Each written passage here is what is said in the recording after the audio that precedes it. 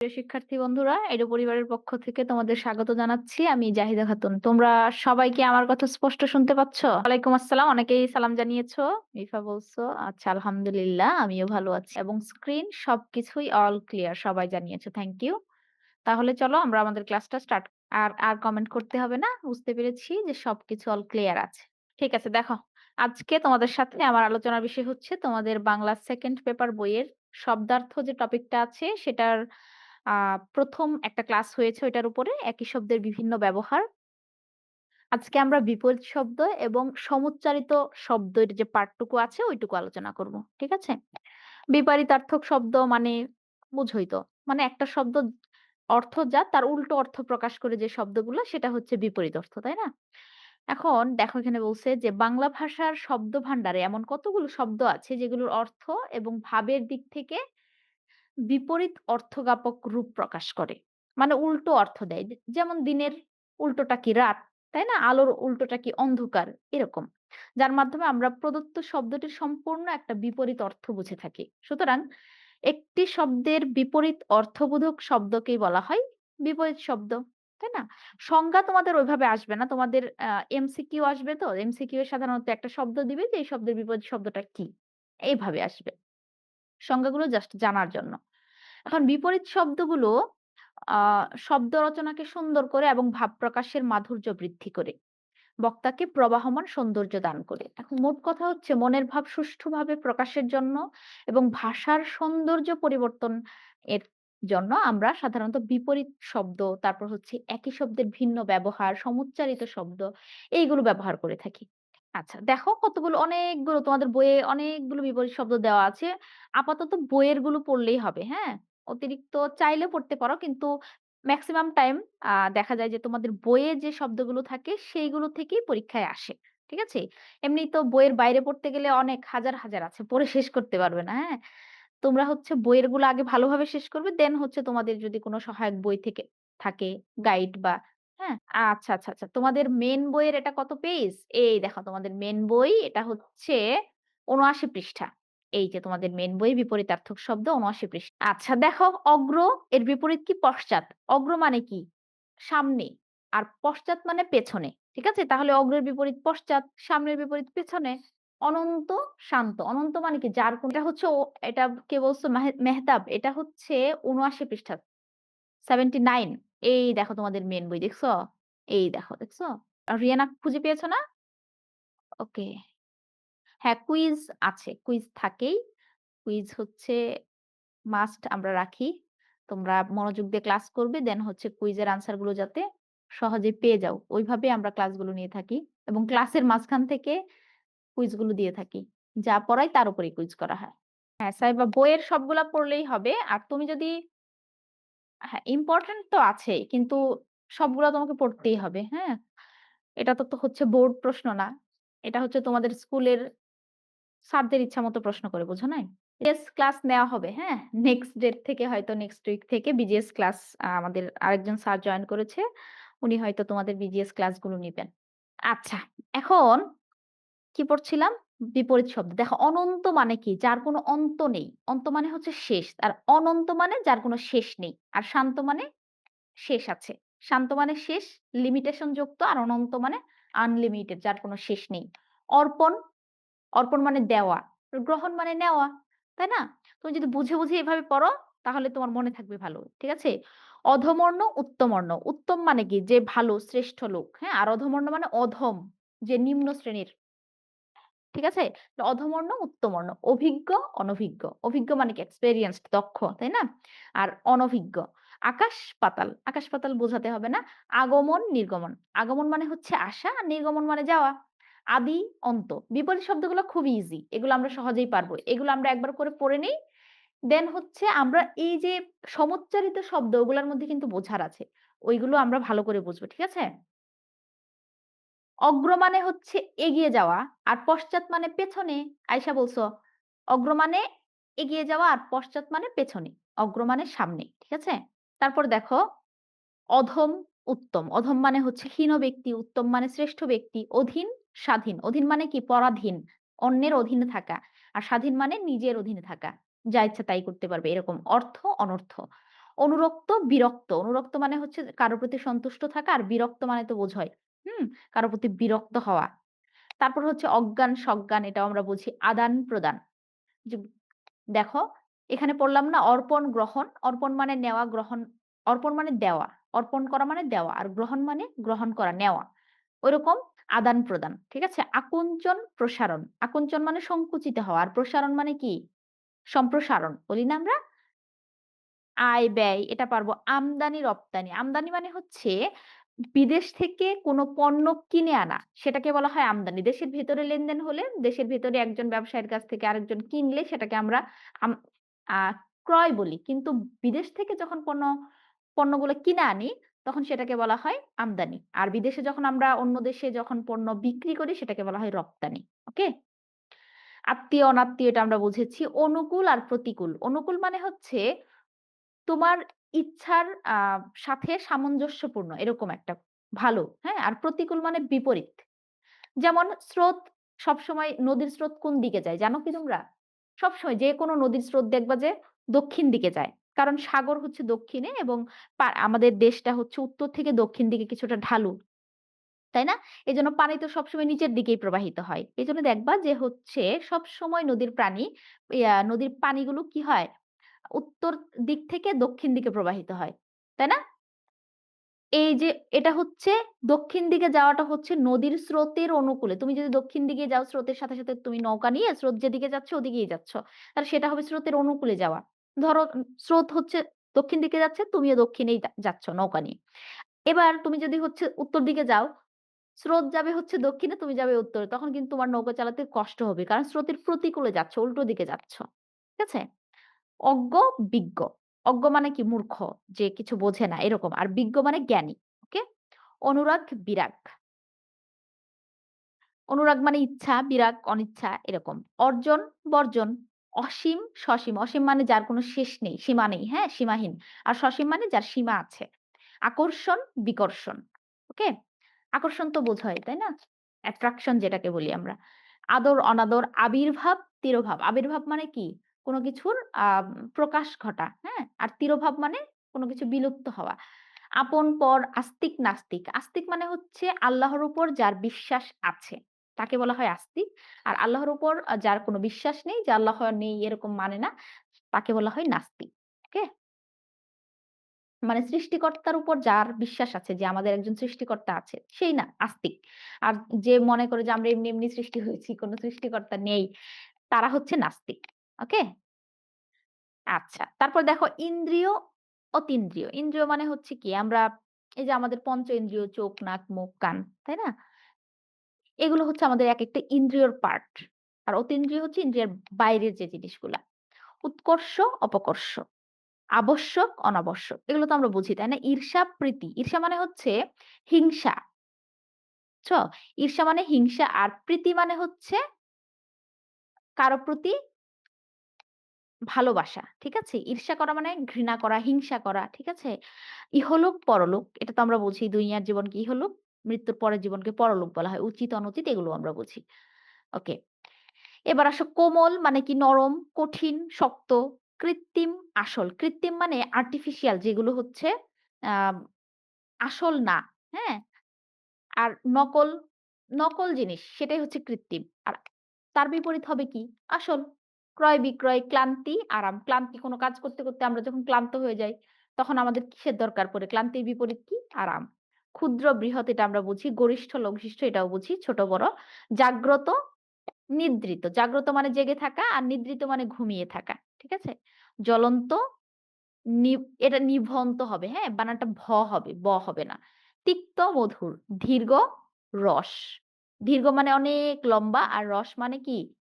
সংক্ষিপ্ত, ছোট। দোলক, ভোলক। দোলক মানে যে এই লোক, পৃথিবী, ভোলক দুনিয়ার জীবনের বাইরের পুরো বিশ্ব ব্রহ্মাণ্ড। ঠিক আছে? নুন, অধিক। এই যে ন্যূনতম বলি না আমরা? ওই ন্যূনতম থেকে এই নুন নিয়ে আসছে। আর অধিক মানে কি? অনেক। নিঃশ্বাস, প্রশ্বাস। নিঃশ্বাস মানে এই যে আমরা যে শ্বাসটা ছাড়ি, কার্বন ডাই অক্সাইড ত্যাগ করি, এটাকে বলা হয় নিঃশ্বাস। আর আমরা যখন অক্সিজেন গ্রহণ করি, সেটাকে বলা হয় প্রশ্বাস। ঠিক আছে?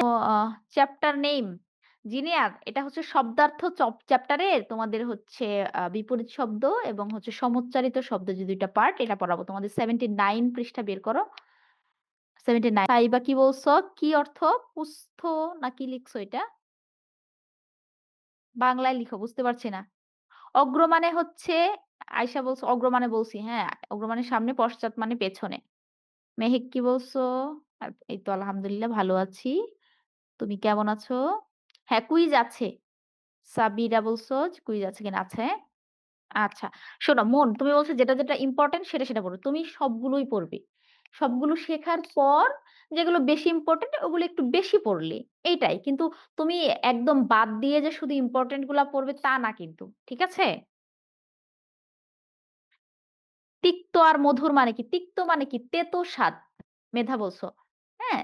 আর মধুর মানে মিষ্টি স্বাদ। তেতোর বিপরীত মিষ্টি। টকের বিপরীত মিষ্টি বলা যায়। ঠিক আছে? নমস্কার পারিজাত। মেহতাব ওয়ালাইকুম আসসালাম। ওকে, ঠিক আছে বুঝতে পেরেছ? ওকে। আচ্ছা, করো? আচ্ছা, অন্তঃ স্যার আছে। উনি হয়তো অন্য ক্লাসের ক্লাসগুলো নেন। ঠিক আছে, স্যারকে বলব তোমাদের তামিমের 79 পেজ নেই? এই দেখো, এই যে তোমাদের বইয়ের এই যে পেজগুলা। নেই কেন? ছিঁড়ে ফেলেছ নাকি?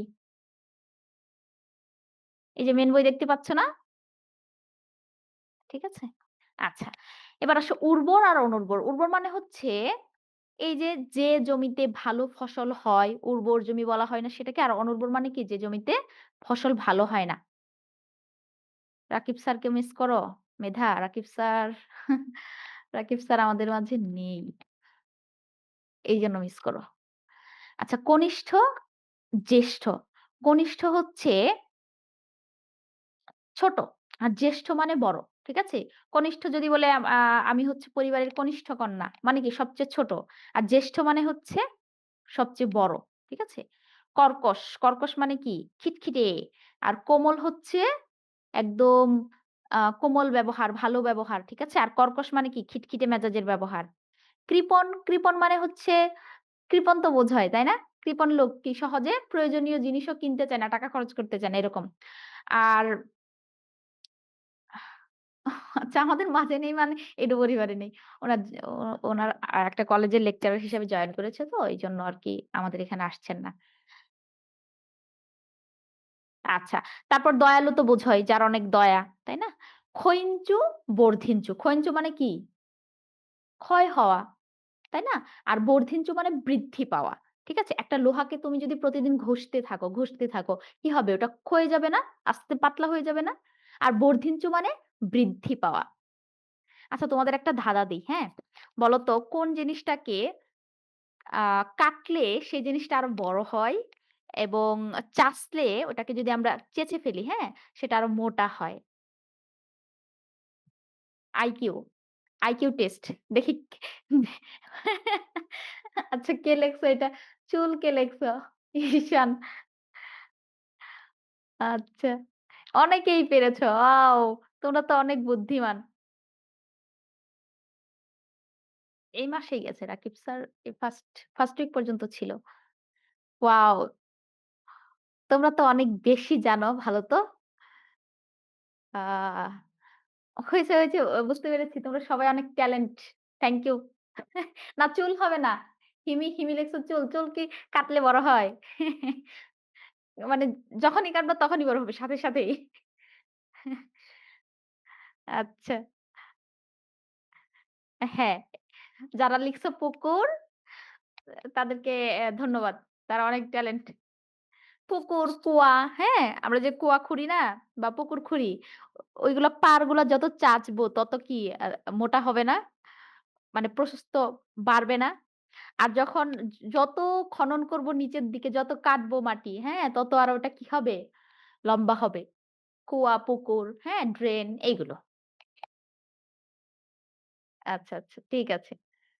নাহ, তোমরা ভালো পারো। আসলে অনেক ভালো পারো। অনেকেই সঠিক আনসার দিয়েছ। চুল বলছো না? মেধা চুল হয় নাই। যারা পুকুর বলছো মেক্সিমাম পুকুর বলছো। আ রিহাব বলছো চুল হবে না। ইরা বলছো পুকুর। আচ্ছা ঠিক আছে।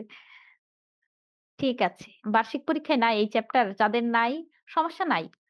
জ্ঞান কখনো বৃথা যায় না। পড়ে রাখো, নেক্সট ক্লাসে কাজে লাগবে। ঠিক আছে?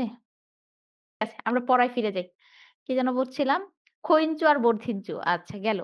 এখন গৃহী আর সন্ন্যাসী। গৃহী মানে যারা ঘরে থাকে সবসময়। আর সন্ন্যাসী মানে ঘর সংসার ত্যাগ করে যারা হচ্ছে একদম সৃষ্টিকর্তার ধ্যানে চলে যায়। শুধুমাত্র ইবাদতের জন্য সংসার ধর্ম ত্যাগ করে। ঠিক আছে? এই পৃথিবীর যত সাংসারিক জটিলতা আছে এগুলো ত্যাগ করে একদম সৃষ্টিকর্তার ইবাদতের জন্য ধ্যানমগ্ন হয়ে একদম মানে একদম লোকালয়ের বাইরে যিনি চলে যান, তাকে বলা হয় সন্ন্যাসী। আর গৃহী মানে যে আমরা ঘর সংসারে যারা থাকি তাদেরকে বলা হয় গৃহী। জঙ্গম আর স্থাবর। স্থাবর মানে কি? এই যে বর্তমান স্থাবর আমরা বলি না স্থাবর, অস্থাবর সম্পদ। স্থাবর মানে যে বর্তমানে যে সম্পদগুলো আছে। আর জঙ্গম মানে হচ্ছে তার আমার মৃত্যুর পরের যে আ সম্পদগুলো পাওয়া যাবে অস্থাবর এইগুলো। জোয়ার ভাটা তো বোঝোই। জোয়ার হচ্ছে এই যে পানির সমুদ্রের পানি চাঁদ বা সূর্যের আকর্ষণে যখন ফুলে ওঠে সেটাকে বলা হয় জোয়ার। আর ভাটা যখন পানি নেমে যায় সেটাকে বলা হয় ভাটা। জানো? তোমরা জানো ২৪ ঘন্টায় ২ বার জোয়ার হয়, ২ বার ভাটা হয় সমুদ্রে। ঠিক আছে? ১২ ঘন্টা পর, পর একবার জোয়ার হয়, হ্যাঁ? তারপর ঠিক ৬ ঘন্টা পরে সেটা ভাটা হয়ে যায়। আবার ৬ ঘন্টা পরে আবার জোয়ার হয়, আবার ৬ ঘন্টা পরে আবার ভাটা হয়ে যায়। এভাবে দিনে ২ বার জোয়ার হয়, ২ বার ভাটা হয়। ৬ ঘন্টা পর, পর জোয়ার, ভাটা এভাবে হতে থাকে। এই ৪-৬ ২৪ ঘন্টায় ২ বার জোয়ার, ২ বার ভাটা হয়। মানে জোয়ার হওয়ার ৬ ঘন্টা পর ভাটা হবে। তার ৬ ঘন্টা পর আবার জোয়ার হবে। তার ৬ ঘন্টা পর আবার ভাটা হবে এইভাবে। তিরস্কার আর পুরস্কার এটা বুঝো। আর দাতা গ্রহীতা এটাও বুঝবে। ধার্মিক আর পাপিষ্ঠ। ধার্মিক মানে ভালো লোক। হ্যাঁ? যারা আল্লাহর ইবাদত করে, সৃষ্টিকর্তার ইবাদত করে। আর পাপিষ্ঠ তো পাপিষ্ঠই। খারাপ কাজ করে যারা। ভালো কাজ করে তারাই ধার্মিক। সে যে ধর্মেরই হোক। ভালো মানুষ হলেই হলো। ঠিক আছে? আচ্ছা নশ্বর মানে হচ্ছে অস্থায়ী। মানে এই যে আমাদের জীবনটা এটা নশ্বর। কারণ আমরা যেকোনো মুহূর্তে মারা যেতে পারি। আর অবিনশ্বর মানে যার কোনো মৃত্যু নেই। শাশ্বত অবস্থায় যে সারা জীবন থাকবে, অমর থাকবে এরকম। নিরক্ষর শিক্ষা জ্ঞানহীন, অক্ষর জ্ঞানহীন আর স্বাক্ষর মানে শিক্ষিত। ওকে? আচ্ছা। ঐচ্ছিক, আবশ্যিক। ঐচ্ছিক মানে তোমার ইচ্ছা মতো। ধরো তোমাকে হয় না তোমাদের সাবজেক্ট যতগুলো আছে বলে না যে এখান থেকে একটা ঐচ্ছিক সাবজেক্ট আছে। এখান থেকে তুমি যেটা নিতে পারো যে যেমন কৃষি আর গার্হস্থ্যর মধ্যে। বলে যে মেয়েদের বলে যে কি নিতে পারো? মেয়েরা চাইলে কৃষিও নিতে পারো, গার্হস্থ্যও নিতে পারো। এরকম একটা অপশন দিতে পারে। কম্পিউটার সাবজেক্ট থাকে অনেক ক্ষেত্রে। আবার আবশ্যিক মানে এই যে বাংলা, ইংলিশ, বিজ্ঞান যা আছে ওগুলো তোমার মাস্ট নিতেই হবে। তাই না? এগুলো হচ্ছে আবশ্যিক সাবজেক্ট। এরকম। কুৎসিত এর বিপরীত হচ্ছে সুন্দর। কুৎসিত মানে কালো, সুন্দর। সুন্দর তো বোঝায়। কৃশ স্থূল। আচ্ছা। তারপর হচ্ছে কি? কুৎসা প্রশংসা। কুৎসা মানে হচ্ছে যে দুর্নাম করা। প্রশংসা করা মানে হচ্ছে প্রশংসা তো বোঝায় অ্যাপ্রিশিয়েট করা। ক্ষীণ, পুষ্ট। ক্ষীণ মানে ওই যে হালকা কিছু একটা, পুষ্ট মানে স্পষ্ট যেটা দেখা যায় হৃষ্টপুষ্ট এরকম। গুপ্ত মানে গোপন করে রাখা, প্রকাশিত বা ব্যক্ত করা মানে সবার সামনে এক্সপ্রেস করা। জটিল, সরল, জ্যোৎস্না, অন্ধকার। জ্যোৎস্না রাত বলি না আমরা? চাঁদের আলো সম্পন্ন রাত যে ইয়েগুলা, এগুলাকে বলি জ্যোৎস্না। আর হচ্ছে মাহি বলছো ভাটা কি? ভাটা মানে হচ্ছে সমুদ্রের পানি যখন ফুলে ওঠে, চাঁদ বা সূর্যের আকর্ষণে ফুলে ওঠে না? ওইটা হচ্ছে জোয়ার। আর পানিটা যখন নেমে যায় তখন হচ্ছে ভাটা। এই যে যখন আমরা কক্সবাজার গেলাম, দেখলাম মানে দিনের বেলা দেখলাম এই পানি একদম তীরের কাছাকাছি, হ্যাঁ? বিচের কাছাকাছি একদম। তারপর রাতে যখন গেলাম তখন দেখলাম এই বিচ থেকে কমপক্ষে ০.৫ কিলোমিটার দূরে চলে গেছে পানি। তার মানে কি? তখন ভাটা হয়েছিল।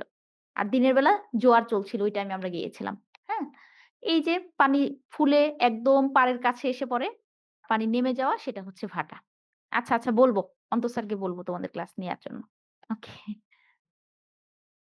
আচ্ছা মন অনেকগুলা বিপদ শব্দ লিখেছ। ধন্যবাদ। তামিমের বার্ষিক পরীক্ষা নেই। জানার জন্য যে অনেক শব্দের অর্থ এই যে আমরা বিশ্লেষণ করে বলছি এগুলো জানা থাকলে ভালো। ঠিক আছে? নেক্সট ক্লাসে তো পাবেই। সমস্যা নেই। সবকিছু কি পরীক্ষার জন্যই পড়তে হবে? জ্ঞান অর্জনের জন্য তারপর দেখো জটিল সরল পড়লাম। তীক্ষ্ণ আর ভোঁতা। তীক্ষ্ণ মানে কি ধারালো, ভোঁতা তো বোঝোই। দুর্দিন, সুদিন। দুর্দিন মানে মন্দ দিন, সুদিন মানে ভালো দিন। ধনী, দরিদ্র, নবীন। নবীন মানে নতুন, প্রবীণ মানে একদম প্রাচীন। নিরস, সরস। নিরস মানে একদম রসহীন। প্রাচ্য, প্রাতীচ্য।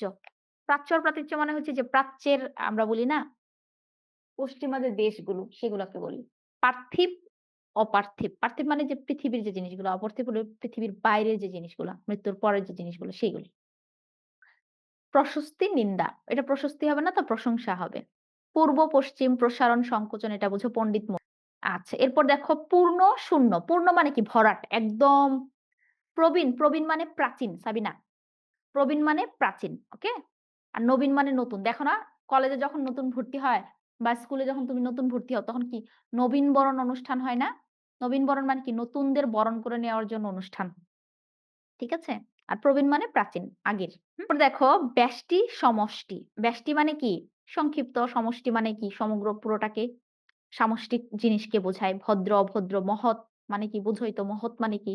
একজন বড় মনের মানুষ, হ্যাঁ? নীচ মানে কি? ছোট মনের মানুষ। লাভ, ক্ষতি, শিষ্ট, অশিষ্ট, স্ত্রী, অ্যা এটা কি লিখছে? এটা ক্রয় বিক্রয় হবে, হ্যাঁ? এটা ভুল আছে। এটা ভুল আছে, হ্যাঁ? তারপর সুশ্রী, কুশ্রী, সিক্ত, শুষ্ক। সিক্ত মানে হচ্ছে ভেজা, হ্যাঁ? আর শুষ্ক মানে শুকনা। স্বতন্ত্র মানে আলাদা, পরতন্ত্র মানে অন্যের সাথে, পরের সাথে যুক্ত। রস দীর্ঘ এটা আমরা বুঝি। পুষ্ট, ক্ষীণ এটা বলেছি। বর্তমান, ভবিষ্যৎ দিবে, হ্যাঁ?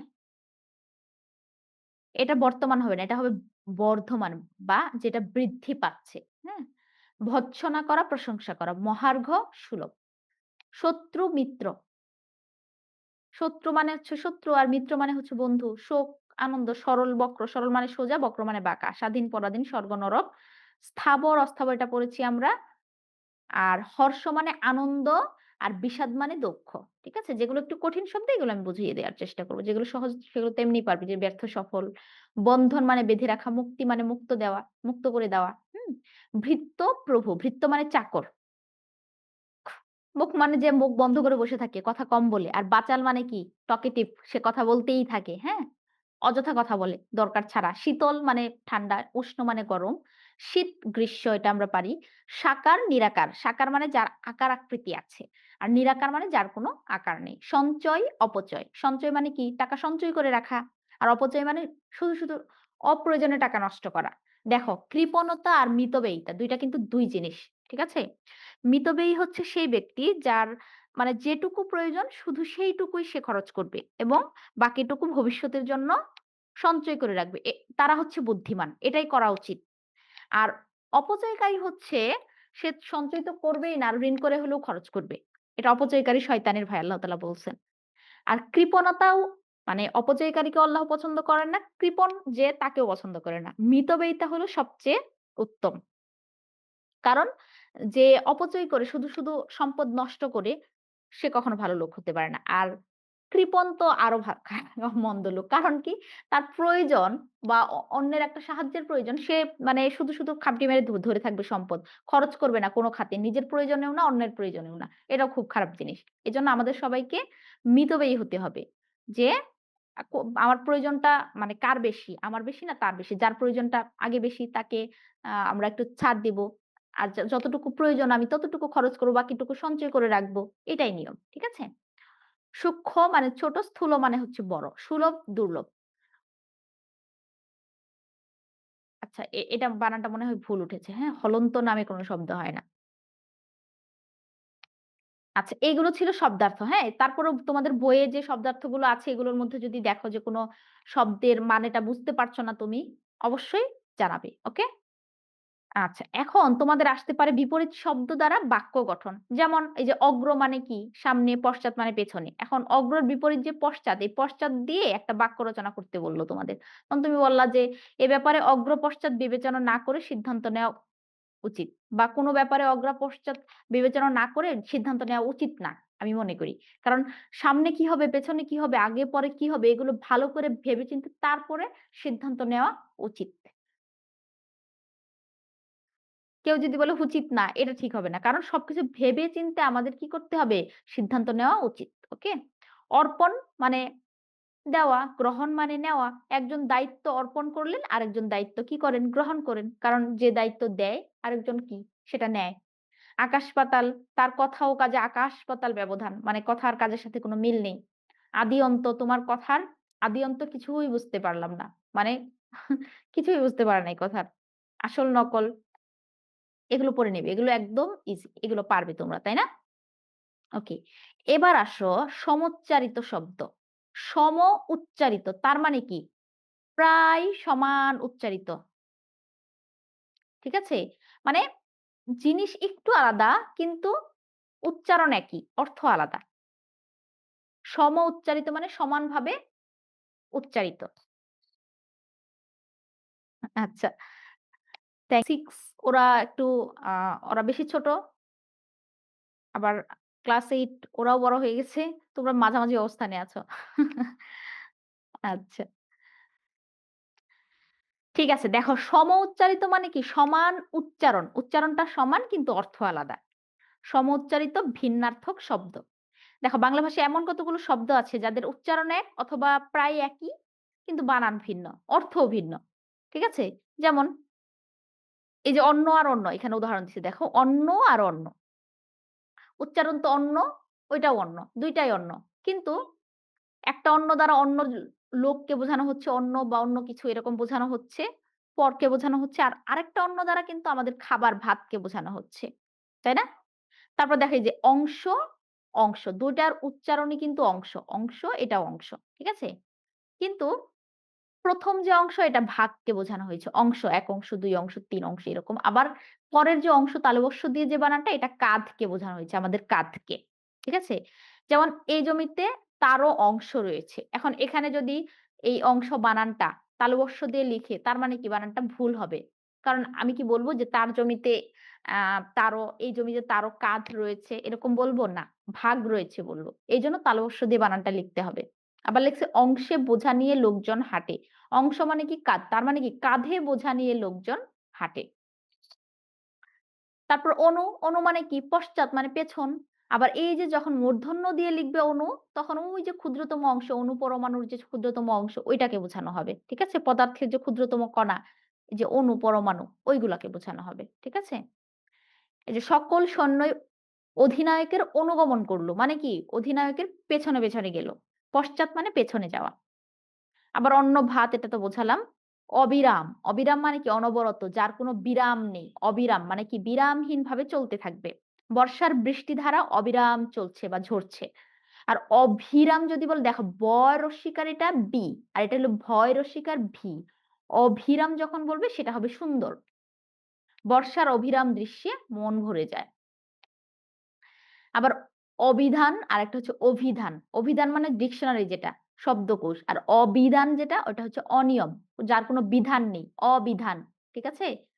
বিধান নেই কোনো। একটা বিধান মানে কি? একটা নিয়ম থাকে। ওই নিয়ম শৃঙ্খলাহীন মানে বিধানহীন, অবিধান। এটা হচ্ছে অনিয়ম। অফিস আদালত সর্বত্রই অবিধান ছড়িয়ে পড়েছে বর্তমানে। আবার অবিধান মানে হচ্ছে বিধান যদি বলে সেটা হবে সুন্দর বা শব্দকোষ অর্থে। অভিরাম, সুন্দর, অভিধান, শব্দকোষ। ঠিক আছে? ডিকশনারি শব্দের বাংলা অর্থ হচ্ছে অভিধান। অর্ঘ্য মানে হচ্ছে মূল্য আর অর্ঘ্য যদি ফলা যুক্ত থাকে সেটা হবে পূজার উপকরণ। পূজায় দেওয়া হয় না? অর্ঘ্য দেওয়া হয়, অর্ঘ্য নিবেদন করা হয় মানে পূজার উপকরণ দেওয়া হয়। সরস্বতী পূজায় কি তারা অর্ঘ্য নিবেদন করল। আবার বইগুলো আমি অর্ঘ্য অর্থে পেয়েছি। অর্ঘ্য মানে কি? মূল্য, একটা মূল্যে পেয়েছি। আবার দেখো অশ্ব। অশ্ব মানে কি? ঘোড়া। আবার অশ্বের বানানটা মানে উচ্চারণে কি ওইটাও অশ্ব, এটাও অশ্ব। এই অশ্ব মানে পাথর, স্টোন যেটা, হ্যাঁ?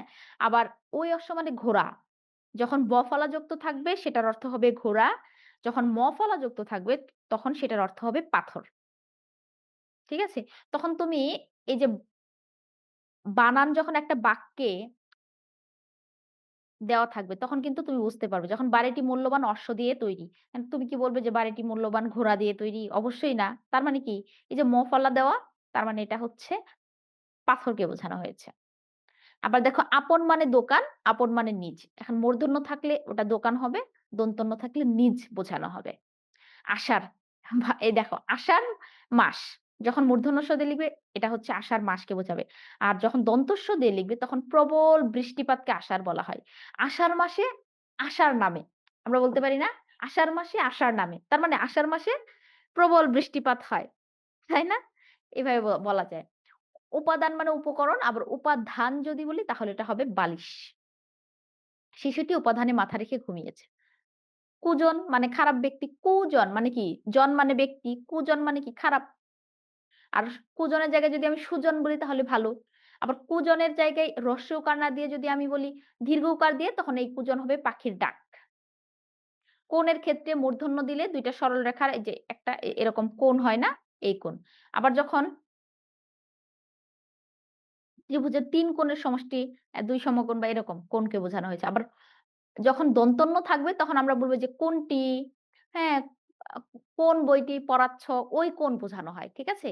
যেমন তারা কোন দিকে গেছে, ঠিক আছে? ওই কোণ যদি আমরা বলি তখন হবে দন্তন্য। আবার যখন ২ টা রেখার সমন্বয়ে বা ৩ টা রেখার সমন্বয়ে যে ত্রিভুজ হলো, এখানে ৩ টা কোণ হলো, এই কোণা, হ্যাঁ?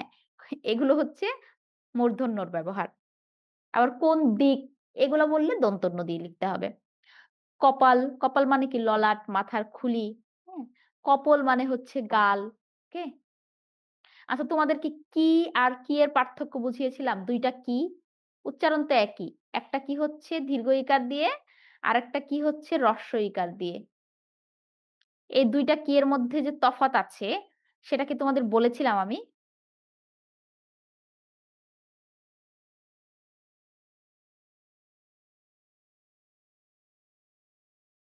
কেউ কি জানো যে ২ টা কি এর মধ্যে কি ডিফারেন্স? কেন মাহি কি হয়েছে? আচ্ছা জানো না, তাই না? ওকে, আচ্ছা তোমাদের তাহলে বলিনি।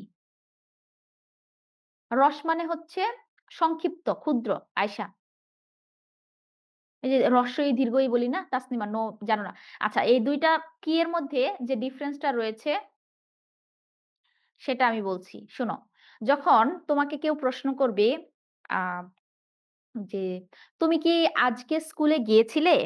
তুমি কি আজকে স্কুলে গিয়েছিলে? তখন তুমি তুমি যদি স্কুলে যেয়ে থাকো তাহলে বলবে যে, "হ্যাঁ।" আর যদি না যাও তাহলে বলবে কি, "না।" তাই না?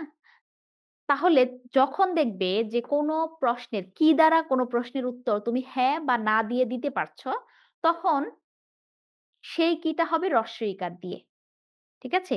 আমি বললাম, "তোমার কি আজকে ক্লাস করতে ভালো লাগছে?" তুমি বলবে, "হ্যাঁ" অথবা "না।" তখন তোমার এই কি দিয়ে প্রশ্ন করতে হবে? হ্রস্ব ইকার দিয়ে। বুঝছো? আর আমি যদি বলি, "তুমি আজকে কি ক্লাস করছো?" তখন তোমার ওই কি এর বানানটা হবে দীর্ঘ ইকার দিয়ে। তখন আমি যদি বলি, " তুমি কি ক্লাস করছো?" মানে কোন সাবজেক্টের উপরে ক্লাস করছো? তুমি কি ক্লাস করছো এখন? তুমি বলবে, "বাংলা 2nd পেপার ক্লাস করছি।" তাহলে তুমি কি আমি যদি বলি, "তুমি কি ক্লাস করছো?" তুমি কি বলবে, "হ্যাঁ" বা "না" এটা বলবে? না। তুমি বলবে যে একটা স্পেসিফিক একটা বর্ণনামূলক উত্তর দিবে। বললাম যে, "তোমার নাম কি?" তখন তুমি বললে, "আমার নাম অমুক।" তখন সেই কিটা হবে দীর্ঘ ইকার দিয়ে। মানে হ্যাঁ, না ছাড়া যদি অন্য কিছু উত্তরে আসে, যে কি দিয়ে প্রশ্ন করলে সেটা হবে দীর্ঘ ইকার, বর্ণনামূলক কোনো উত্তর আসলে। আর যখন আমি কোনো প্রশ্ন করলে তোমার উত্তরটা হবে হ্যাঁ বা না, তখন সেই কিটা হবে দীর্ঘ ইকার দিয়ে। সরি, হ্রস্ব ইকার দিয়ে। হ্যাঁ বা না থাকলে হ্রস্ব ইকার। ঠিক আছে? হ্যাঁ, না। এই যে হ্রস্ব ইকার যেটা ওইটা হবে উত্তর হবে হ্যাঁ অথবা না। ওকে? আর দীর্ঘ ইকার যেটা ওইটার উত্তর হবে বর্ণনামূলক। হ্যাঁ, না এগুলো ছাড়া অন্য কিছু। ওকে? ক্লিয়ার? এখন থেকে যদি কোনো প্রশ্ন লিখো তখন হ্রস্ব ই আর দীর্ঘ ইকারটা খেয়াল করে লিখবে যে কখন হ্রস্ব ইকার দিয়ে প্রশ্ন করতে হবে কি লিখতে আর কখন দীর্ঘ ইকার দিয়ে।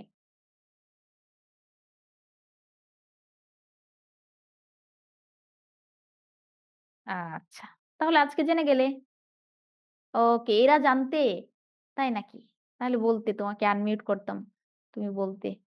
মাথা ব্যাথা করছে। আচ্ছা, আচ্ছা, আচ্ছা। ঠিক আছে, ক্লাস শেষ করে দেব। আর বেশি নেই তো। ঠিক আছে। আচ্ছা তাহলে কুল দেখো, কুল অর্থ বংশ অথবা কুল ফল বিশেষ্য ব্যবহার করা হয় যে বাউকুল, বড়ই এগুলোর ক্ষেত্রে আমরা কুল ব্যবহার করি। কিন্তু কুলের বানানটা যদি দীর্ঘ উকার থাকে সেক্ষেত্রে নদীর তীর অর্থে ব্যবহার করা হয়। আবার দেখো গা, চন্দ্রবিন্দু থাকলে গা কে? গ্রাম। ওই দেখা যায় তাল গাছ, ওই আমাদের গা, তাই না? গা মানে গ্রাম। আমাদের ছোট গ্রাম মায়ের সমান পড়েছ না? আমাদের ছোট গ্রাম। ওই গ্রামকে বোঝানো হয়েছে। আর গা মানে শরীর, গাত্র, শরীরকে বোঝানো হয়েছে। জ্যেষ্ঠ মানে বড়, অগ্রজ। আর জ্যৈষ্ঠ হইল ঐকার দিয়ে লিখা দেখো। জ্যৈষ্ঠ মানে হচ্ছে জ্যৈষ্ঠ মাসকে বোঝানো হয়েছে। দিন মানে দিবস কিন্তু দিন বানানটা যদি দীর্ঘ ইকার দিয়ে লিখা থাকে সেই দিন হবে দরিদ্র বা গরিব বোঝাতে, হ্যাঁ? আর দ্বীপ বানানের ক্ষেত্রে শোনো দ্বীপ বানানের ক্ষেত্রে এখানে ভুল হয়েছে। শোনো দ্বীপ বানানটা যদি একটা হচ্ছে হ্রস্ব ইকার দিয়ে থাকে আরেকটা হচ্ছে দীর্ঘ ইকার দিয়ে থাকে। আমরা একটু বইয়ে ওখানে প্রিন্টিং মিস্টেক হয়েছে। ঠিক আছে? দেখো দ্বীপ বানানের ক্ষেত্রে একটা হচ্ছে হ্রস্ব ইকার আরেকটা হচ্ছে দীর্ঘ ইকার। এই দেখো তোমাদের বইয়ে এই যে দেখছো? ওখানে প্রিন্টিং মিস্টেক করছে। যদি হ্রস্ব ইকার দিয়ে থাকে সেটা হবে হাতি। আর যদি দীর্ঘ ইকার দিয়ে থাকে সেটা হবে দীপ্ত বোঝায়। চারপাশে পানি, চারপাশে হচ্ছে জল, মাঝখানে হচ্ছে স্থল। এটাকে বলা হয় দ্বীপ। আমাদের সবচেয়ে সুন্দর এবং প্রবাল দ্বীপ একমাত্র প্রবাল দ্বীপ হচ্ছে আমাদের দেশের সেন্ট মার্টিন দ্বীপ। তাই না? আবার নীরের ক্ষেত্রে দেখো, নীর বানানের ক্ষেত্রে অন্তস্থ র দিয়ে থাকলে জল হবে আর ঢয়সন্ন র দিয়ে থাকলে পাখির বাসা, পাখির নীরকে বোঝানো হয়। পানি, পানি হচ্ছে ২ টা, একটা জল আরেকটা হচ্ছে হাত। বীণা দীর্ঘ ইকার আর হ্রস্ব ইকার। দীর্ঘ ইকার থাকলে বীণা যে যন্ত্র সেটা, যেটা গিটারের মতো অনেকটা। আর বীণা হচ্ছে ব্যতীত। দুঃখ বিনা সুখ লাভ হয় কি মোহিতে? ভাষা, ভাষা মানে ভেসে থাকা। আর মধ্যাহ্ন শব্দে লিখলে যে আমাদের কথা বলার যে ভাষা সেটাকে। ভারী মানে ভার, মুখ আর মুখ। মুখ মানে মুখমণ্ডল আর ক দিয়ে লিখলে সেটা বোবাকে বোঝানো হবে। যারা কথা বলতে পারে না। মেয়েটি জন্ম থেকেই মুখ, মুখ মানে বোবা। জ্যোতি মানে বিরাম চিহ্ন, জ্যোতি চিহ্ন। আর জ্যোতি দীর্ঘ ইকার দিয়ে লিখলে সেটা আলোকে বোঝানো মণি, সন্ন্যাসী এরকম। জ্যোতিগণ। আরেকটা জ্যোতি আছে হচ্ছে জ্যোতি, ওটা আলো রশ্মিকেও বোঝানো হয়। ঠিক আছে? ওকে। লক্ষ্য জ ফলা থাকলে সেটা লক্ষ্য বা উদ্দেশ্যকে বোঝানো হবে। আর এটা হচ্ছে টাকার অঙ্কের যে হিসাব একক, দশক, শতক ওইটাকে বোঝানো হবে লক্ষ্য। সজ্জা মানে বিছানা, সজ্জা মানে বেশভূষা সাজানো, সাজসজ্জা, হ্যাঁ? সূচি, পবিত্র। আর এই যে তোমাদের বইয়ের যে সূচিপত্র এটা হচ্ছে বিষয়ের তালিকা। স্বর্গ মানে দেবলোক, জান্নাত যেটাকে বলি আমরা। আর স্বর্গ, স্বর্গ মানে হচ্ছে আ এই যে অধ্যায়গুলাকে বোঝানো হয়। কিন্তু স্বর্গের ক্ষেত্রে যদি ব ফলা থাকে তাহলে এটা জান্নাতকে বোঝানো, বেহেশতকে বোঝানো হবে। স্বাক্ষরের ক্ষেত্রে ব ফলা যুক্ত থাকলে সেটা আমাদের যে সিগনেচারকে বোঝানো হবে। আর ব ফলা ছাড়া থাকলে অক্ষর জ্ঞান সম্পন্ন লোককে বোঝানো হবে। ঠিক আছে? ওকে তাহলে এই পর্যন্তই থাক। আমরা নেক্সট ক্লাসে বাকিগুলো আলোচনা করব। আমরা কুইজ গুলো দিয়ে দিচ্ছি তোমাদের। আচ্ছা, ঠিক আছে পারিজাত বিশ্বাস করেছি। তুমি সত্য কথা বলছো, বিশ্বাস করেছি। আমি কি বলছি ওই লিঙ্ক? হ্যাঁ, লিভ নিতে পারো। যাদের পরীক্ষা দেওয়া শেষ তারা লিভ নিতে পারো। No problem. 10 out of 10 Ayesha, thank you. Parijat 10 out of 10, Raida 10 out of 10, Ira ওয়ালাইকুম আসসালাম। ঠিক আছে। যাদের পরীক্ষা দেওয়া শেষ তারা লিভ নিতে পারো। ওকে, ওকে। সবার পরীক্ষা দেওয়া শেষ হোক। আচ্ছা তোমাদের চ্যাট কিন্তু এভরিওয়ান করা আছে। তোমরা এখানেই দেখতে পারবে। নমস্কার। ওকে, ওকে। 1 পেয়েছো আলামিন? 1 কেন পাবে? Zinia 10 out of 10, thank you. হ্যাঁ, মেধা কুইজ দিয়েছো কিন্তু কত মার্ক পেয়েছো জানো? আলামি, তুমি কি লিখেছো? 1 পেয়েছো? Very bad. 1 পাওয়ার তো কথা না। নাকি 10 লিখতে গিয়ে 1 লিখে ফেলেছো? 6 পেয়েছো কি? 10 পেয়েছো রিয়ানা। আচ্ছা, থ্যাংক ইউ। মেধা 6, ও মেধা এত ভুল হলো কেন? হ্যাঁ, রেজাল্ট দেখাবো, হ্যাঁ? সবার এক্সামটা দেওয়া শেষ হোক, সবার কুইজ আনসার করা শেষ হোক। সামিউল পেয়েছো 8। এই যে সবার রেজাল্ট দেখো, কে কত মার্ক পেয়েছো। ২-৩ ও পেয়েছো? আচ্ছা ২-৩ কিভাবে হয় বলো তো ক্লাসটা করার পর? অনেকেই মেক্সিমাম তোমরা 10 আউট অফ 10 পেয়েছো, 8 পেয়েছো, 5 পেয়েছো। আ অনেকেই নাম লিখোনি। নাম লিখবে, হ্যাঁ? নামের জায়গায় নামটা লিখে দেন হচ্ছে সাবমিট করবে। থ্যাংক ইউ সবাইকে কুইজের আনসার গুলো করার জন্য। তাহলে আজকের মতো আমাদের ক্লাসটা এখানেই শেষ করছি। সবাই ভালো থেকো, সুস্থ থেকো। আসসালামু আলাইকুম সবাইকে।